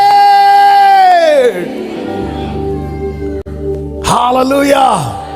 சத்தம் ஆமென் சொல்லுங்க பார்க்கலாம். விடக்கூடாது. துன்பத்தின் தண்ணீர், துன்பத்தின் அப்பம், உபத்திரவத்தின் தண்ணீர், இதுதான் கர்த்தர் எனக்கு நியமித்த பாதையானாலும் நான் கர்த்தரை நம்பி விடமாட்டேன், விடமாட்டேன், கர்த்தரை நான் விடமாட்டேன். யோபுவின் மனைவி வந்து சொன்னாங்க, இன்னும் பிடிச்சிட்டு இருக்கிறீரே, தேவனை தூஷித்து இதுக்கு சாகலாம், போய் அவர்கிட்ட போய் நிக்கிற பாரு, இதுக்கு நீ சாகலாம், போய் ஜபன் இவ்வளவு பட்டவன் நீ திருந்தலையா, இதுக்கு நீ சாகலாம், வீட்டுல இருந்து சத்தம் வருது, ஆனாலும் பிடிச்சு நிக்கிறீங்க பாருங்க, ஆனாலும் பிடிச்சு நிக்கிறீங்க பாருங்க. கர்த்தர் உங்களுக்கு தருகிற தீர்க்க தரிசன வார்த்தை தான், ஆண்டவர் உங்களுக்கு துன்பத்தின் அப்பத்தையும் உபத்திரவத்தின் தண்ணீரையும் கொடுத்தாலும் உன் போதகர்கள் இனி ஒருபோதும் மறைந்திருக்க மாட்டார்கள். உன் கண்கள் உன் போதகர்களை காணும். கர்த்தர் காண வச்சார். நீ துன்பத்தின் அப்பம் உபத்திரவத்தின் தண்ணீரை கொடுக்கும் போது கர்த்தர் உன் கண்களுக்கு காண்பித்து கொடுத்தார். நீ அதுக்கு பிறகுதான் நீ புரிந்து கொண்ட, என் அங்கு இங்கும் சாய விடாம இதிலேயே நிக்க வச்சிருக்கிறார். நான் கர்த்தரை முகமுகமாய் கண்டேன், உயிர் பிழைத்தேன், உயிர் பிழைத்தேன், உதவி பெற்றேன், உயிருள்ளவரை துதிப்பே. சொல்லுங்க, உயிர் பிழைத்தேன்.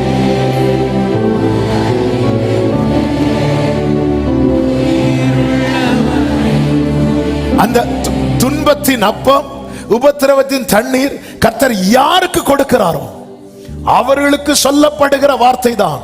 அதே 30:19, ஏசாயா 30:19. ஆமென். இனி நீ அழுது கொண்டு இராய், உன் கூப்பிடுதலின் சத்தத்துக்கு அவர் உருக்கமாய் இறங்கி அதை கேட்ட உடனே உனக்கு மறு உத்தரவு. யாருக்கு இதை சொல்றார் தெரியுமா? என்ன பிரெட்? துன்பம் என்னும் பிரெட், உபத்திரவம் என்னும் தண்ணீர் ஆண்டவர் உங்களுக்கு கொடுத்தால் உன் கண்கள் காணும். ஏன்பா, நான் எப்படி எல்லாமோ நடந்த போது என்ன அடிக்கல, ஆனா கானானுக்கு வாரேன்னு சொல்லும் போது அடிக்கிறீங்களே, இதுதான் புரியல. நான் எங்கேயோ போற ராகலுக்கு பின்னாக சுத்தும் போதெல்லாம் அடிக்கல, ஆனா அப்பா வீட்டுக்கு வாரேன்னு சொல்லும் போது ஓங்கி விடமாட்டேன். ஆண்டவரே, நான் தேவனை முகமுகமாய் கண்டேன்.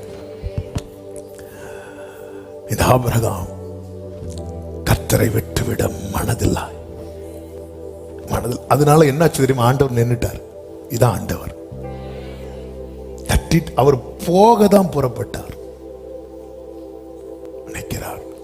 நான் இப்படி சொல்ல விரும்புகிறேன், உங்களுக்கு இன்னும் ஆண்டவர்கிட்ட பேசணும்னு தோணுச்சுன்னா அவர் வெயிட் பண்ணுவார். இன்னும் உங்களுக்கு பேசணும்னு தோணுதா, அவர்கிட்ட மட்டும்தான் அப்படி பேச முடியும். அவர் மட்டும்தான் நம்ம கேட்பார். ஹல்லேலூயா, ஹல்லேலூயா சொல்லுங்க பார்க்கலாம். இரண்டாவதாக ஆபிரகாம் ஆதியாகமம் 18:27 ஆபிரகாம் சொல்லுகிறான், இதோ தூளும் சாம்பலுமா இருக்கிற அடியேன். தாழ்த்த தயங்கவில்லை,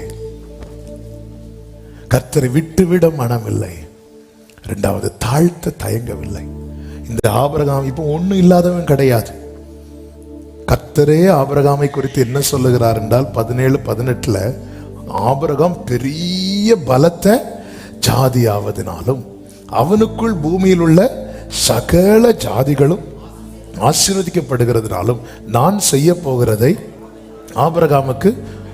அந்த தேவனோடு இவ்வளவு நெருக்கம் உள்ளவன், ஆனா தேவனுக்கு முன்பாக தன்னை வெளிப்படுத்தும் போது கர்த்தர் ஆபிரகாமை குறித்து தூள் சாம்பல்லாம் சொல்லல. கர்த்தர் ஆபிரகாமை எப்படி வைக்கிறார் தெரியுமா? ஆனா ஆபிரகாம் கர்த்தருக்கு முன்பாக தன்னை ஒருபோதும் பலத்த ஜாதியாகவோ ரொம்ப ஆசீர்வதிக்க, நான் தூள் ஆண்டவரே, நான் சாம்பல் ஆண்டவரே, நான் ஒண்ணுமே கிடையாது. இதே ஆபிரகாமை குறித்து வேதம் என்ன சொல்லுகிறது? அவன் செல்வ சீமானாய் இருந்தானா. இதே ஆபிரகாம் வீட்டுல ஃபைட் பண்றதுக்குன்னு 318 பேர் இருக்கிறாங்க. ஆனா ஆண்டவருக்கு முன்னாடி தோளில் இருந்து உயர்த்தினே, தூக்கி என்னை நிறுத்தினே, துதித்து பாட வைத்தீர். அல்லேலூயா. மறக்கவே இல்லைங்க, அவ்வளோ தாழ்த்துறார். நான் தோளு எப்படிங்கிற ஒரு 99 வயது மனுஷன், கர்த்தரோடு பேசுறவன், கர்த்தரை ரிலாக்ஸ் பண்ண வைத்தவன். ஆண்டவன் வீட்டில் தான் ஸ்டே பண்றார். வீட்டில் இடம் இருக்கோ இல்லையோ, வீட்டு மரத்தடியில வந்து உக்காந்துட்டு போறார். ஆண்டவருக்கு முன்னாடி நான் ஒண்ணுமே கிடையாது, நான் தூளுப்பா, தூளு. காலை தோறும் தவறாமல் கிருபை கிடைக்க செய்கின்றீர். நாள் முழுதும் மறவாமல் நன்மை தொடர கைகளை உயர்த்தி தடைகளை தகர்ப்பவரே, தயவை காண செய்திரே. தடைகளை தூளாண்டவரே, ஒண்ணு இல்லாண்டவரே செய்திரே. தூளில் மறந்துடாத சபை, மறந்துடாத. தூக்கி என்னை நிறுத்தினே, துதித்து பாட வைத்தீர். அல்லேலூயா.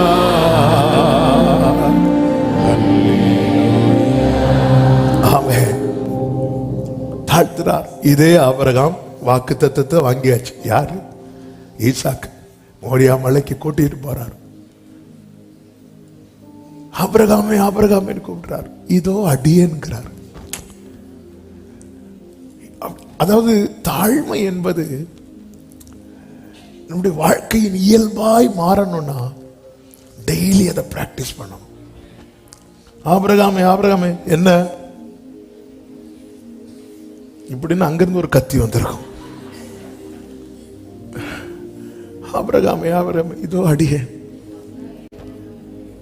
நம்ம இந்த வேடை வந்து ஈஸியா படிச்சுட்டு போயிடும். ஆனா நம்மளால அப்படி சொல்ல முடியலையே. ஏதோ சின்ன சின்ன காரியங்கள் வாழ்க்கையில கிடைச்சதும் அப்படி இந்த மேட்டிமை வந்து ஒட்டி நம்ம ஆண்டவர்கிட்ட நம்மளை தாத்தவே தயங்குறோம். ஆனால் இயேசு பாருங்க, பிதாவுக்கு சமமா இருப்பதை கொள்ளையாடின பொருளா எண்ணாமல் தம்மை தாமே வெறுமையாக்கி அடிமையின் ரூபம் எடுத்து. எதுக்கு? என் அப்பாவுக்கு நான் கீழ்ப்படியணும். நான் அப்பாவுக்கு பிதா இயேசுவை வந்து வெறுமையாக்கல, இயேசு தம்மை தாமே வெறுமையாக்கி கீழே. எனக்கு ஒரு ஆசை. என்ன ஆசை? என் அப்பாவுக்கு நான் கீழ்ப்படியணும்னு ஆசைப்படுறேன். அதுக்காக என்ன பண்றீங்க? என் அப்பாவுக்கு கீழே நான் இருக்கணும். அப்பா உங்களை எங்க வச்சிருக்காரு? அப்பா பக்கத்துல கூட சமமா வச்சிருக்கிறார். ஆனா நான் அப்படி இருக்க மாட்டேன். நான் அவருக்கு கீழே இருந்து அவர் சொல்றதெல்லாம் கேட்டு கேட்டு செய்ய விரும்புறேன். அவர் அதாவது கொல்லவும் உயிர்ப்பிக்கவும் அதிகாரம் யார்கிட்ட இருக்குன்னா மனுஷகுமார்கிட்ட இருக்கு. அப்ப அவரே செத்து அவரே எழும்பி இருக்கலாம். ஆனா அவர் அப்படி செய்யாம, பிதாவே உம்முடைய கையில நாவியே. என்ன தாழ்மைங்க. அப்ப நீங்க எழுப்புங்கப்ப. என்ன அவருக்கு பவர் இருக்கு. நானே உயிர்த்தெழுதலும் I am அப்படிங்கிறார். I am அப்படிங்கிறார். நானே உயிர்த்தெழுதலும் ஜீவனுமா இருக்கிற. அப்ப அவரே ஜீவனை விட்டு அவரே எழும்பி இருக்கலாம். ஆனால் அவர் அப்படி செய்யல. அப்பா இருக்கிறார்ல, எனக்கு அப்பா இருக்கிறார், நானே எதுக்கு செய்யணும்? நம்மளே நிறைய செஞ்சு வாங்கி கட்டிட்டு வந்து இதே மாதிரி ஃபாஸ்டிங் பிரேயர்ல உட்காந்து அவர் இருக்கிறார்ல, ஒருத்தங்க இருக்கிறாங்கல்லாங்க, இருக்கிறார்ல ஒருத்தர் வச்சுட்டு நம்மளா ஒன்று செய்யும்போது அவங்களுக்கு எவ்வளவு வலிக்கும், எவ்வளவு கஷ்டமா இருக்கும். அப்படிதானங்க. என் ஜனம் என்னை தேடவே இல்லையே, ஆனாலும் யாக்கோவே நீ என்னை நோக்கி கூப்பிடவில்லையே, நீ என்னை குறித்து மனஞ்சலித்து போனாயே. எப்படி இருக்கும் அவருக்கு? ஆபிரகாம் தாழ்த்த தயங்கவில்லை. மூன்றாவது கேட்க வெட்கப்படல. இவர்கிட்ட எப்படி கேட்கறது அப்படின்னு சொல்லிட்டு ஒரு வெக்கம் கிடையாது. யாருக்கு? எளியவனுக்கு கேட்பான். ஆபிரகாம் வேதம் சொல்லுகிறது ஆதியாகமம் 18:23 அப்பொழுது ஆபிரகாம் சமீபமாய் சேர்ந்து, நல்லா புரிஞ்சுக்கோங்க, நீங்க கர்த்தரை விட மாட்டேன்னு பிடிச்சு வைக்கிறீங்கன்னு வைங்களேன், அப்படி இருந்தா மட்டும்தான் நீங்க க்ளோஸ் ஆக முடியும். இன்னைக்கு விட்டுட்டு நாளைக்கு பிடிக்கலானா முடியாது. அப்புறம் பார்த்துக்கலாம், நாளைக்கு பார்த்து முடியாது. இன்னைக்கு விட மாட்டேன்னு பிடிச்சு வைக்கதான் க்ளோஸ் ஆக முடியும். ஆபிரகாம் சமீபமாய் சேர்ந்து துன்மார்க்கனோடே நீதிமானை அழிப்பீரா என்று கேட்கிறான். 29வது வசனம், அவன் பின்னும் அவரோடு பேசி 40 நீதிமான்கள் அங்கே காணப்பட்டாலோ அப்படிங்கிறான். 30ல அவன் நான் இன்னும் பேசுகிறேன் 30 நீதிமான்கள் காணப்பட்டாலோ அப்படிங்கிறான். 31ல இதோ நான் ஆண்டவரோட பேசுது 20 நீதிமான்கள். இப்படிலாம் கேட்டா நமக்கு எப்படி இருக்கு தெரியுமா? இவருக்கு, இந்த மனுஷனுக்கு வெக்கமே இல்லை, வெக்கம் இல்லை. எனக்கு ஜெபம் பண்றதுக்கு வெக்கம் கிடையாது. என் அப்பா கிட்ட கேட்க எனக்கு வெக்கம் கிடையாது. ஏன்னா நாங்க அப்படி பழகிட்டு இருக்கிறோம். கடைசியில அப்பொழுது அவன் ஆண்டவருக்கு கோபம் வராதிருப்பதாக ஆண்டவர் சொல்றாரு, பாரு இப்படி கேட்கறதா எனக்கு கோபம் வருது. நான் இன்னும் எந்த ஒரு விசை மாத்திரம் 10 நீதிமான்கள் அங்கே காணப்பட்டார். இதுல என்னன்னா, இதுல என்ன, இவன் என்ன கேட்க போறான்னு ஆண்டவருக்கு தெரியுமா தெரியாதா?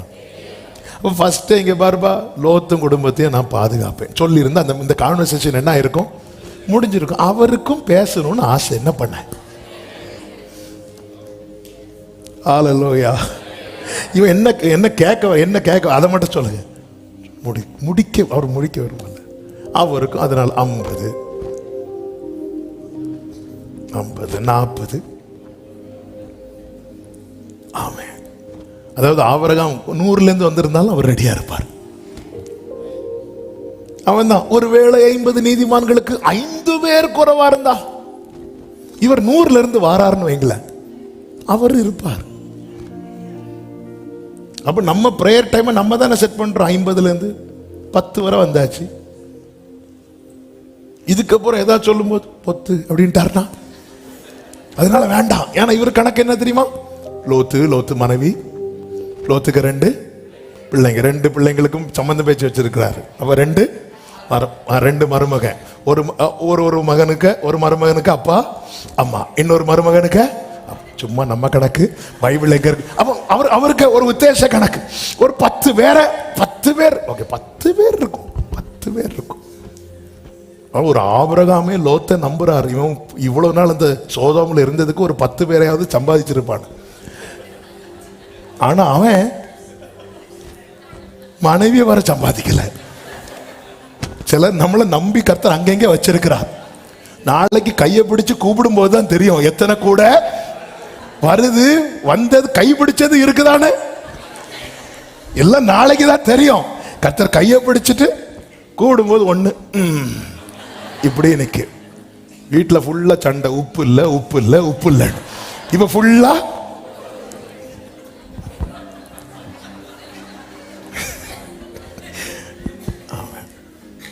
ஒருத்தர் நினைச்சிருப்பார், எனக்கு எல்லாத்துக்கும் உப்பு போட்டு தந்த இல்ல, உன்னை உப்புல போட்டு வச்சிருக்குவார்.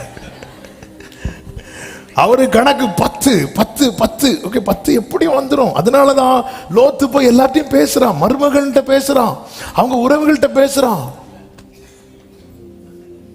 இதுல கூட ஒரு சத்தியம் இருக்குங்க. அவர் உங்க கையை தான் பிடிப்பார். அவர் உங்க கையை பிடிச்சு இழுக்கும் போது 10 பேராவது வரணும்.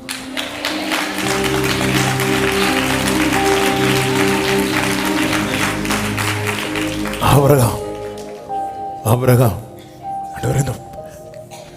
கேட்க வைக்கப்படல. அவர் ஆண்டவரும் கொடுக்க தயங்கல. நீ கேள்றா, நான் தரேன்.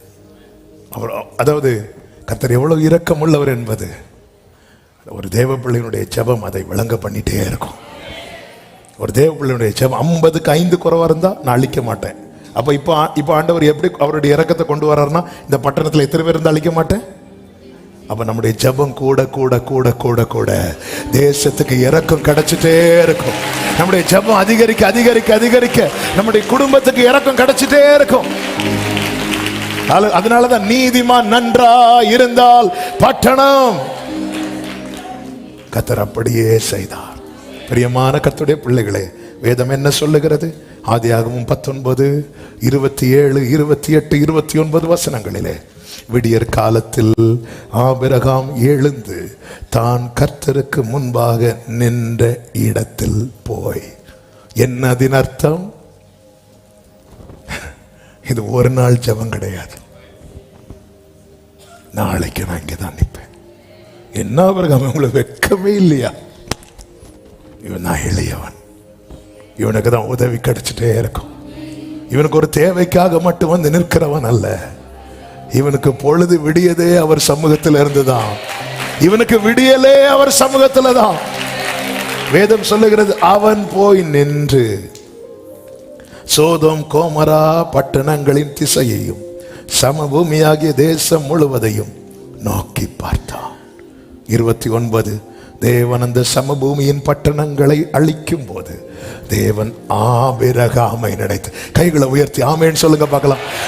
இந்த வெக்கப்படாம கர்த்தரை பிடிச்சிட்டு இருந்தால அந்த ஆபிரகாமை நினைத்து, இந்த தூளு சாம்பல்னு சொன்னால அந்த ஆபிரகாமை நினைத்து, கேட்க வெக்கப்படாம கேட்டுட்டே இருந்தால அந்த ஆபிரகாமை நினைத்து, லோத்து குடியிருந்த பட்டணங்களை தாம் கவிழ்த்து போடுகையில் லோத்தை அந்த அழிவின் நடுவில் இருந்து தப்பி போகும்படி அனுப்பிவிட்டார். இங்க இருக்கிற அநேக ஆபிரகாமை நினைத்து அநேக லோத்துகளை கர்த்தர் தப்பி போக அனுப்பிவிட போகிறார். அனுப்பிவிட போகிறார். அனுப்பிவிட போகிறார். எளியவனாயிருந்து உதவியை எளிதில் வாங்குங்கள். கர்த்தர் உங்களை ஆசீர்வதிப்பாராக. சத்தமா ஆமென். எல்லாரும் அப்படி எழுந்து நிற்கலாம் ஆண்டவர் சமூகத்துல. ஹல்லேலூயா. தோளில் இருந்து ஓத ஆமென். தூக்கி என்னை நிறுத்தினே, துதித்து பாட வைத்தீர். அல்லேலூயா அல்லேலூயா. தோளில் இருந்து தூக்கி என்னை நிறுத்தினே. ஆமென். துதித்து பாட வைத்தீர். அல்லேலூயா.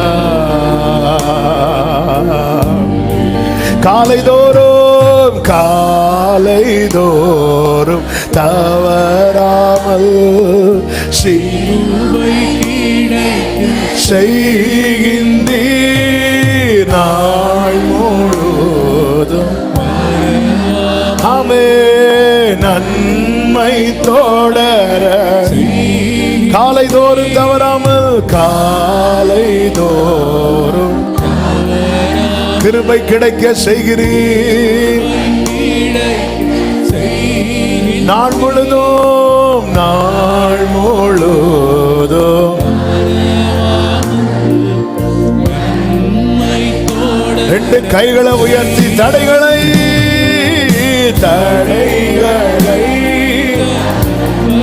தயவை காண செய்திரே செய்திரே. தடைகளை ஆமென். தயவை காண செய்திரே. தோளில் உயர்த்தீரே, தூக்கி என்னை நிறுத்தீரே. துதித்து அல்லேலூயா. வலது கரத்தை வானத்துக்கு நேராக உயர்த்தி இடது கரத்தை இருதயத்தில் வைத்து, காயப்பட்டால் விட மாட்டேன். துன்பத்தின் அப்பத்தையும் உபத்திரவத்தின் தண்ணீரையும் தந்தாலும் நான் விட மாட்டேன். உடனே நான் வேற போதனையை தேடி போக மாட்டேன். அப்பா முட்கிரீடம் தரார். சாத்தான் உலகத்தின் மேன்மை என்கிற கிரீடத்தை கொண்டு வரா. இயேசு அப்பா கொடுத்த முட்கிரீடத்தை வாங்குறார். எனக்கு அது போதும். ஆனா எனக்கு ஒண்ணு தெரியும், அப்பா எனக்கு துன்பத்தின் அப்பம் தராரா, உபத்திரவத்தின் தண்ணீரை தராரா, என் கண்கள் அவரை காணும். என்னை இதுவரை போதித்தவரை என் கண்கள் காணும். வலது புறம் இடது புறம் சாயும் போது வழி இதுவே, இதில் நடவுங்கள் என்று சொன்னவரை என் கண்கள் காணும். விட்டுறாதீங்க சபையே, தாழ்த்த தயங்காதீங்க, கேட்க வெட்கப்படாதீங்க. அப்பா கிட்ட பேசுங்க, அவரும் பேச ரெடியா இருக்கிறார். எளியவனா இருந்து அவர் உதவியை எளிதில் வாங்குங்கள். கர்த்தர் உங்களை ஆசீர்வதிப்பாராக. பரிசுத்த பிதாவே, நன்றியோடுமை துதிக்கிறோம், ஸ்தோத்தரிக்கிறோம். கிருபையாய் உங்க சமூகத்தில் எங்களை கொண்டு வந்து பாட, துதிக்க, ஆராதிக்க, செபிக்க வைத்து எங்களோடு பேசினீரப்பா. உமக்கு கோடி ஸ்தோத்திரம். நீர் வெறுக்கிற அந்த மேட்டிமை எங்களை எவ்விதத்தில் ஒட்டி கொள்ளாதபடி எங்களை சுத்திகரிப்பீராக. நீர் விரும்புகிற அந்த எளிமை எங்கள் ஆவியில வெளிப்பட உம்முடைய உதவியை நாங்கள் எளிதில் வாங்க கர்த்தர் எங்களுக்கு உதவி செய்யுங்கப்பா. ஒவ்வொருவரையும் அப்படியே நடத்தும், சாட்சியாய் நிறுத்தும். தாழ்த்தி அர்ப்பணிக்கிறோம். மகிமை, கனம், துதி, ஸ்தோத்திரங்கள் அனைத்தும் ஒருவருக்கே செலுத்துகிறோம். இரட்சகர் இயேசுவின் நாமத்தில் பிதாவே, ஆமென். சேர்ந்து சத்தமாய் சொல்லுவோம். என் ஆத்துமாவே கர்த்தரை ஸ்தோத்திரி, என் முழு உள்ளமே அவருடைய பரிசுத்த நாமத்தை ஸ்தோத்திரி. என் ஆத்துமாவே கர்த்தரை ஸ்தோத்திரி, கர்த்தர் செய்த சகல உபகாரங்களை மறவாதே. ஆமென். நம்முடைய கர்த்தராகிய இயேசு கிறிஸ்துவின் கிருபையும் பிதாவாகிய தேவனுடைய அன்பும் பரிசுத்த ஆவியானவருடைய ஐக்கியமும் சிநேகமும் பாதுகாவலும் நம் அனைவரோடும் எல்லா பரிசுத்தவான்களோடு கூட கர்த்தருடைய வருகை மட்டும் தங்கி இருப்பதாக. ஆமென். ஹல்லேலூயா. God bless you. கர்த்தர் உங்களை ஆசீர்வதிப்பாராக.